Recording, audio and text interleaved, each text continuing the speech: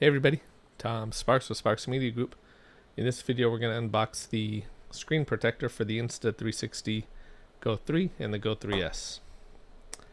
So use my handy little scissors here.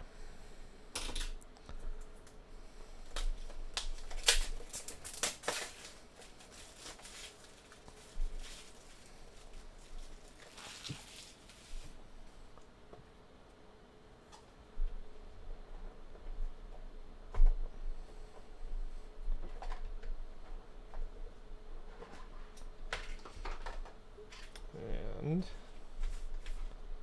what do we have here? We have a screen cloth, dust removal sticker, screen wipes,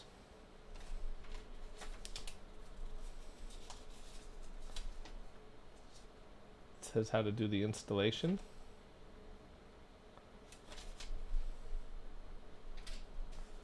and then it comes with, it looks like 2 screen protectors.